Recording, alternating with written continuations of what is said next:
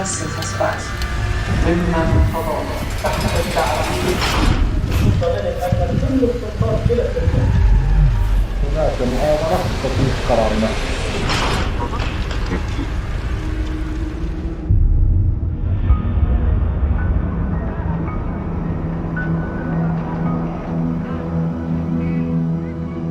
بغداد، يوم 29 من شهر يناير كانون الثاني عام 1986. الإذاعة الكردية في العراق تنظم حفلاً غنائياً كبيراً بمناسبة ذكرى 47 على تأسيسها. يشهد الحفل حضوراً كبيراً من بعض المسؤولين والعاملين في الإعلام والصحافة، وبالطبع الأكراد.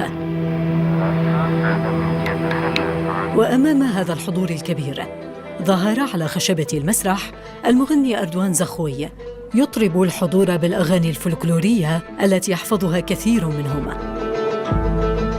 وبينما أردوان يقوم بألاعيبه المفضلة في غناء مقاطع لها معان سياسية، كان الجو يتوتر. فحزب البعث لا يرحم، ويعلم الكثير هنا أن بينهم من يكتب التقارير ويحصي الأنفاس، لكنهم كانوا يعلمون أيضاً أن أردوان المشاكس لم يعد يبالي برجال الأمن منذ وقت طويل. انتهى أردوان من حفلته وودع جمهوره على وعد بحفلات أخرى في العاصمة التي لم يكن يزورها إلا نادراً. غادر أردوان الحفلة واتجه إلى مقر إقامته بفندق أغادير في شارع السعدون وسط بغداد، ليختفي بعدها بلا أثر.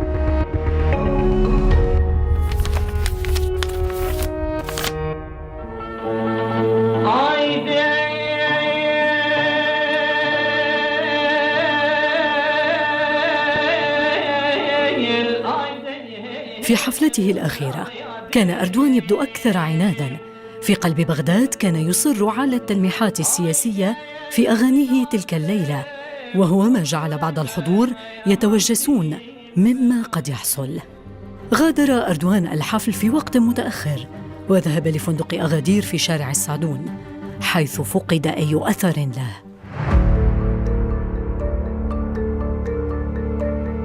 من رجعوا من جماعة الموسيقيين والفنانين من حفلة، يابا وين أخونا؟ قال له والله ضال بالبغداد. صار شهر ما جاء، نحن رحنا عليه بغداد ودورنا سجون وما سجون وما شفنا، بالمستشفيات وما شفنا.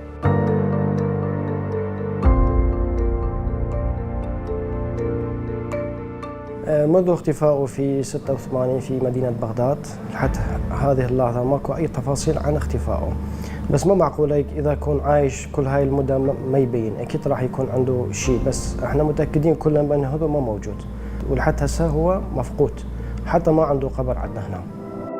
في مدينة زاخو بكردستان العراق المشهورة بفنانيها وشعرائها، ولد أردوان علي محمد طه عام 1957 لأسرة عراقية فقيرة. عاش طفولة قاسية ولم يستطع إكمال دراسته بسبب ظروف أسرته، لكن أصدقائه يقولون أنه طرد من المدرسة لحماسه القومي ورفضه ترديد قصائد تمجد حزب البعث وزعيمه الأوحد. كان الملحن الكردي الشهير نظير زاخوي هو من اكتشف أردوان واحتضنه فنياً وعلمه حتى أصبح معروفاً في نطاق مدينته زاخو.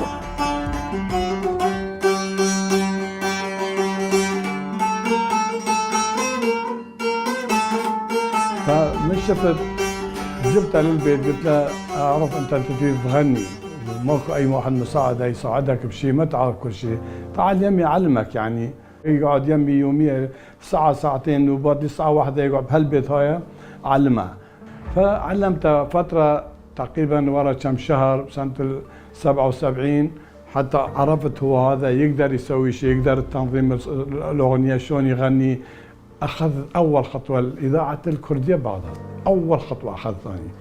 رحنا الإذاعة البغدادية بغداد كردي، سجلنا 8 أغاني ما كان عندنا، بس كان أغاني مال الفنانين اللي قبل، غنى عزفت وياه طلعنا ناجح.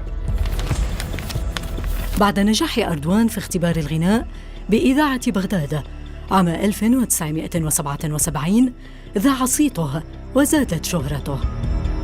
كان الطابع السياسي حاضراً في أغاني أردوان منذ بداياته، فلم يكن يفوق حبه للغناء سوى حبه لقضيته القومية. لذلك اختلط الحب بالسياسة في أغاني أردوان. لم يكن ما يفعله زاخوي في بداية مشواره الغنائي بعيداً عن أعين حزب البعث.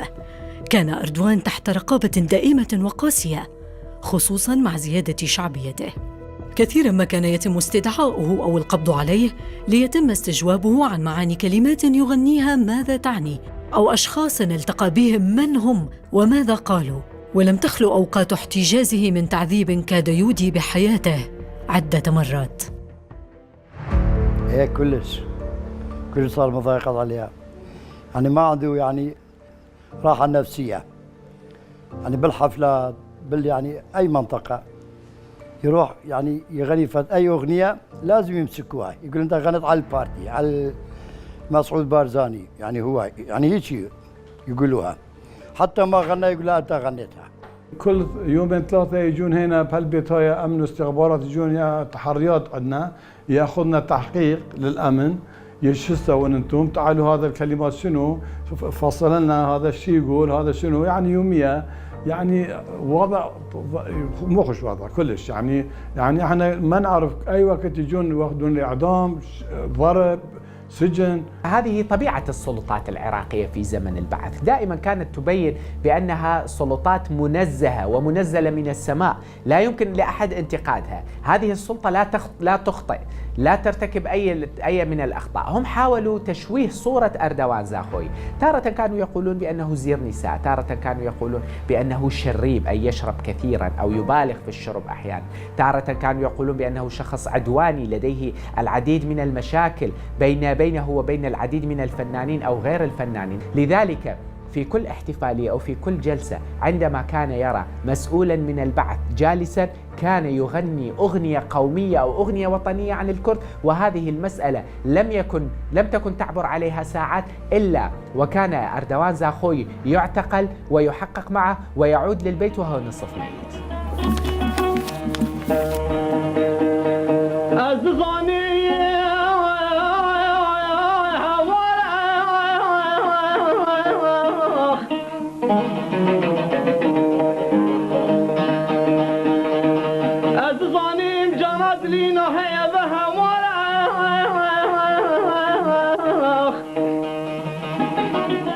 لم يتوقف أردوان عن الغناء السياسي، لكنه ضاق بالملاحقة الأمنية، ففر إلى إيران عام 1979 ليحمل السلاح وينضم للبيشمركة الكردية. وفي عام 1980 عاد إلى العراق ليفاجأ بتجنيده في الجيش الذي أعلن حالة التعبئة العامة مع اندلاع الحرب مع إيران. رغم التقلبات التي عاشها من سفوح جبال كردستان إلى المعتقلات العراقية بعد هروبه من التجنيد ورفضه المشاركة في الحرب العراقية الإيرانية، وصولاً إلى مخيمات اللاجئين في محاولة للهجرة إلى أوروبا. على ما يبدو واجه أردوان صعوبة في جمع المال المطلوب للهجرة، أو لم يتمكن من السفر بشكل شرعي لعدم امتلاكه وثيقة سفر رسمية، فعاد إدراجه إلى العراق مطلع يناير كانون الثاني عام 1986، ولم يكن يتوقع وقتها أن تلك العودة ستكتب الفصل الأخير في رحلته، رغم أن كل الشواهد كانت تؤكد ذلك. تصادف توقيت عودة أردوان للعراق مع وفاة رفيق دربه وصديقه المقرب أياز زاخوي في ظروف غامضة. أشيع أن إياز اغتيل، رغم أنه على عكس أردوان لم يفر من الخدمة العسكرية. استهدف نظام البعث كافة طبقات المجتمع العراقي وخصوصا في كردستان، يعني منذ ذلك الوقت الفنانين، الصحفيين، المثقفين، كلهم كانوا عبارة عن دولة خوف، يعني مواطنين يعيشون في دولة خوف، دولة قلق، دولة لا يوجد فيها أمان، بحيث في كل بيت كان يتوقع ويعتقد أن هناك جاسوس، في كل منطقة هناك جاسوس. لم يقرر أردوان البقاء في العراق فحسب، بل قبل دعوة وجهت له من القسم الكردي بإذاعة بغداد للاحتفال بذكرى تأسيسها 47. رغم أن ليلة 29 من يناير كانون الثاني عام 1986 كانت باردة كما هي عادة ليالي الشتاء في العراق، إلا أن أغاني أردوان في قلب بغداد أشعلت الأجواء، خصوصاً بين من ينتمون للمجتمع الكردي. لا والله كان ما نحس، بس هو قال لي أمي لما أطلع لبغداد بعد ما أرجع، مبين هو قلبي يقول لي لو أطلع لبغداد ما أرجع. أمي قال لا تروح لبغداد، اطلع الجبل مرة ثانية. قلت لا ما أطلع الجبل، بس أروح أغنيهم خلي يمسكوني. هم نفس الشيء، نفس التطبيق، طلع غناها ومسكوها. طبعا الاعتيادي النظام يدز عناصره هاي، فمن أردوان كان يغني اغاني حيل يعني تهز المجتمع وتهز هاي، فكانوا ينهزمون. ليش ينهزمون؟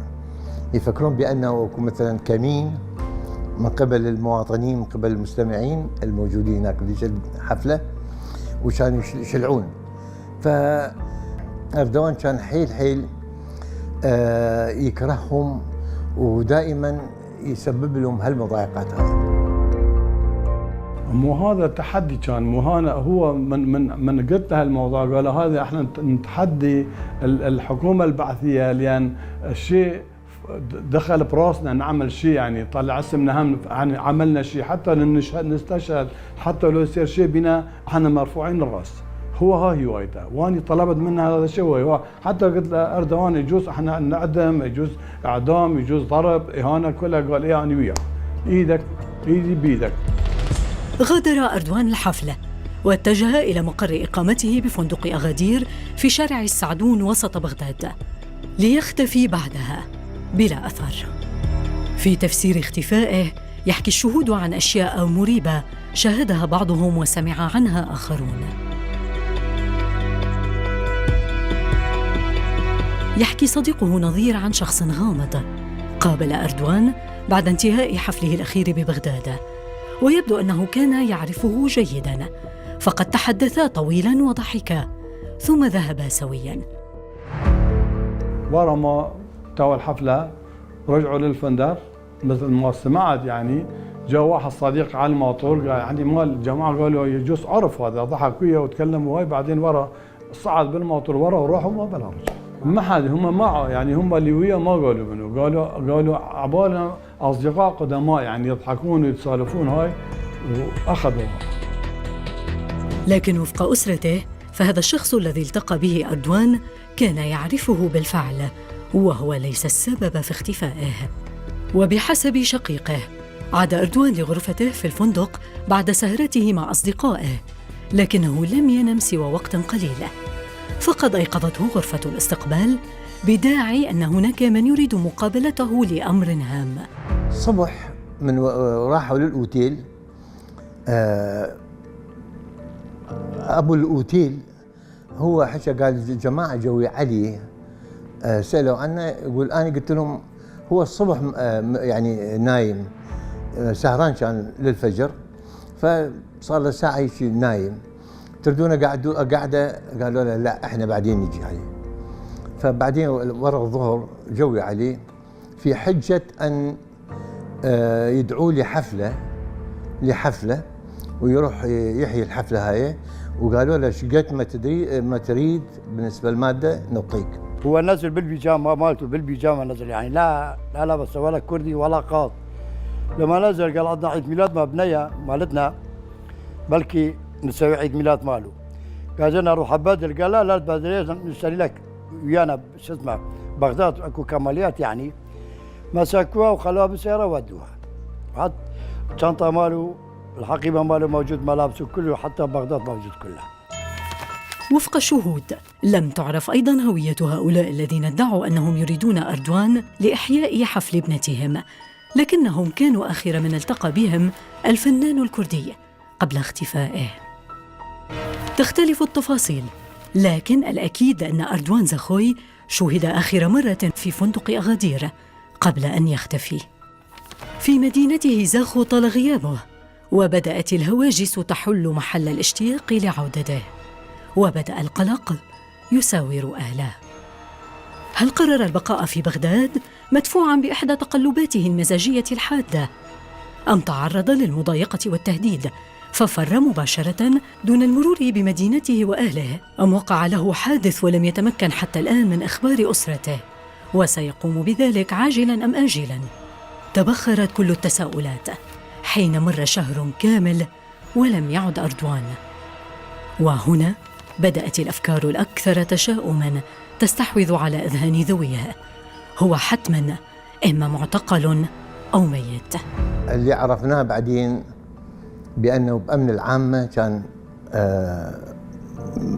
يعني مسجون بالأمن العامة، فوالدته راحت على شخص كان يشتغل هناك بهالوسط الأمني،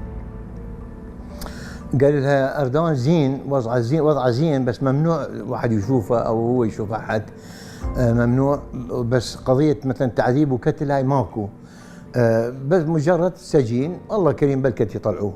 كل منطقة دورنا، كل منطقة شبر مال العراق ما خلينا ما رحنا، حتى أعطينا بيت بيعنا 2 بيت بالمحلات مال الأحرار مالتنا، وذهب مال أمي بعنا. أي منطقة نروح عليها نخلي فلوس جوا الدوشة ماله يروح يجي والله ما شف ابنكم، وهالفلوس راح وهالكل شيء راح.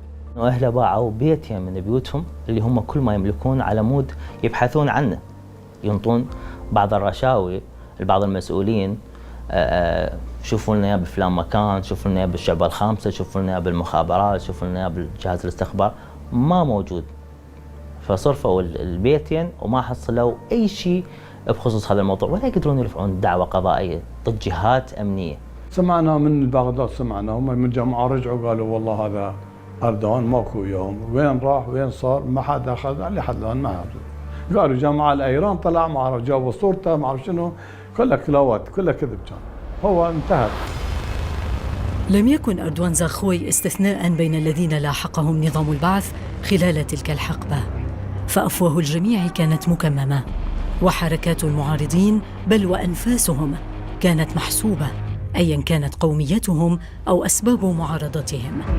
بذاك الوقت أي شيء، أي حزب، أي رأي مخالف لرأي البعث هو رأي معاقب عليه، أي رأي مهما كان من أي شخص. طبعا أردوان زاخوي كان يتحدى البعث، كان يتحدى الأجهزة الأمنية، هو اعتقل لأكثر من مرة، هو عذب لأكثر من مرة، وفي إحدى الليالي قدم إلى بيت أحد أصدقائه وهو شبه فاقد للوعي، وهو لم يكن يرى ما أمامه، يعني بكل صراحة حتى كانوا يقولون بأنه كان شبه فاقد للذاكرة بسبب التعذيب الذي تلقاه من قبل المؤسسات الأمنية الموجودة في زاخو.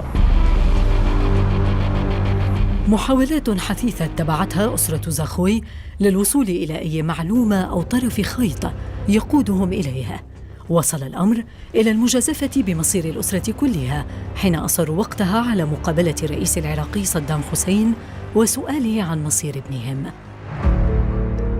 أنا راحت يم صدام حسين، يم هذا الشط راحت يمه وبوست ايده وقلتها الله يخليك اخويا مسجون بغداد بلكي. قال شو نسوي؟ قالت هو مغني، قال اذا موجود يجيكم.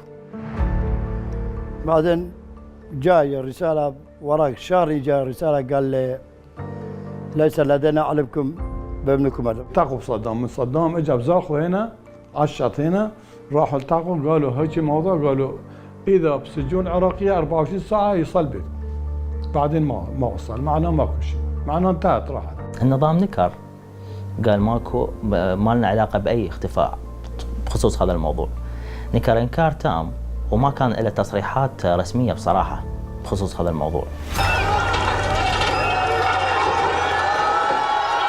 بعد سقوط نظام صدام في عام 2003 جابت الأسرة سجون العراق المعلنة منها والسرية، ودخلوا إلى أماكن الاحتجاز ليقرأوا الأسماء المدونة على جدران الزنازين، لكنهم لم يعثروا على أي أثر يدل على مكان احتجاز أردوان أو مقتله.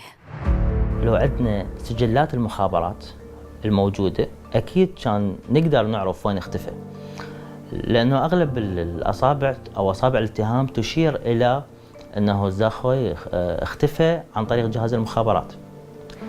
بصراحة إذا نتذكر ونتابع الأحداث بالمحاكمة اللي صارت ضد صدام حسين، رئيس الادعاء العام جعفر موسوي طلع مستندات من المخابرات، اذا هاي المستندات غير محروقه وما متلفه، بعدها موجوده، فممكن من خلالها نطلع زاخويون.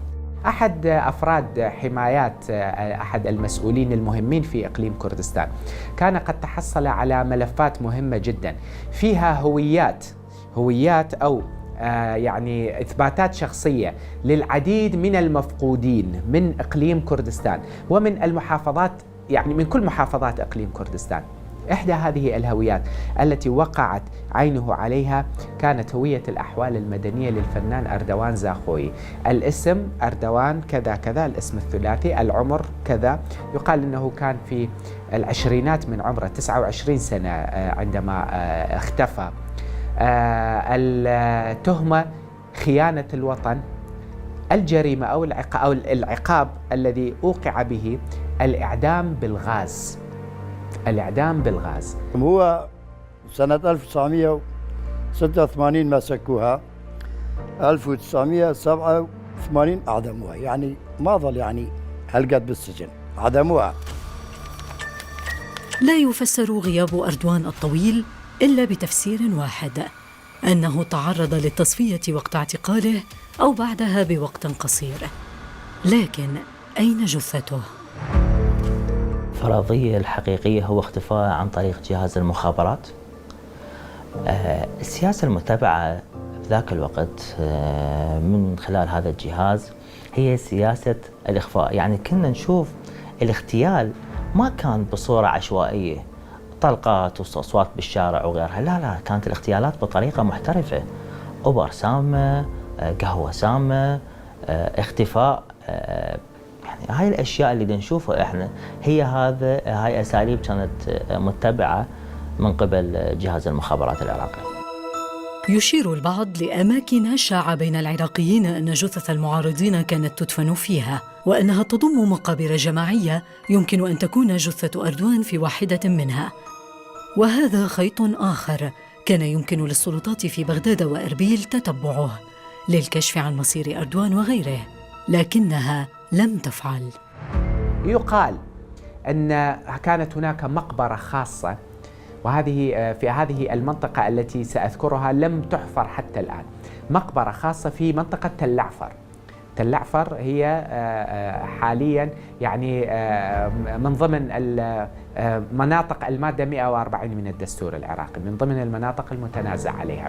هذه المقبرة كانت بدون هوية، بدون تعيين، يعني كل من يعدم، كل من يرمى بالرصاص، عندما كان البعث يقرر بأن جثته لن تسلم إلى أهله، كانت هذه الجثث ترمى في حفر، يعني 7 جثث، 8، 10، 12 في حفرة واحدة، وتردم بالتراب، وتبقى هذه المنطقة مجهولة. يقال بأن جثة أردوان موجودة في هذه المنطقة أو في هذا القبر المجهول في تل عفر، ولكن حتى هذه اللحظة لم تتحرك السلطات لحفر هذه المنطقة لاكتشاف المقبرة الجماعية الموجودة في هذه المنطقة. هسه تل عفر ما تعرف وين هو القبر ماله، ما تعرفه، يجي العالم يعني معدومين وبيدهم.